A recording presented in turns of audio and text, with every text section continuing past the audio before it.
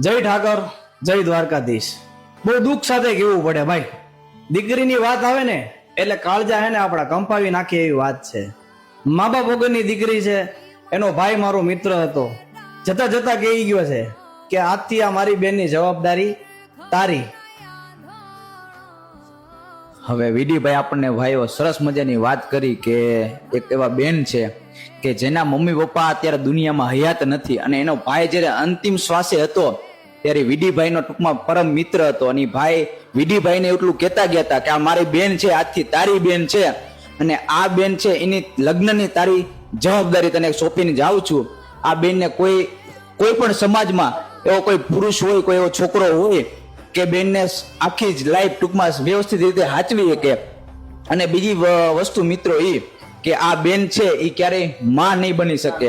એટલે કોઈ પણ ભાઈઓ આવા હોય આપણા ગુજરાતમાં, કોઈ પણ સમાજમાં જે આ બેનને પૂરી જિંદગી સારી રીતના લાઈફ ટાઈમ સાચવી શકે, બરોબર, ને દીકરીને કોઈ દિવસ દુઃખ ન થાય, કારણ કે મા બાપ વગરની દીકરી છે વિડીભાઈ. માં અને બાપ ભાઈ એ શબ્દ જેને નથી ને એ પરિસ્થિતિ એ ઘરને જ ખબર હોય.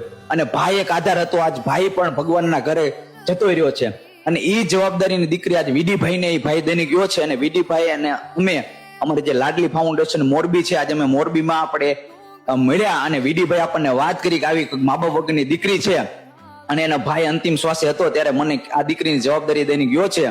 એટલે અમારી ટીમ દ્વારા અમે બધા ભાઈ આપણા ગુજરાતના તમામ સર્વજ્ઞાતિના મિત્રોને એક સંદેશ દેવા માંગીએ છીએ કે આ દીકરી છે, મા બાપ વગરની દીકરી છે.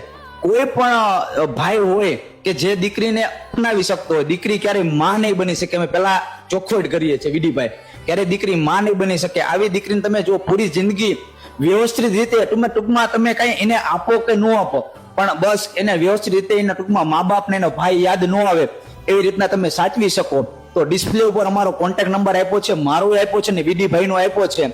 આ બે નંબર ઉપર કોઈ પણ નંબર ઉપર તમે કોન્ટેક્ટ કરી શકો છો ભાઈઓ, બરોબર.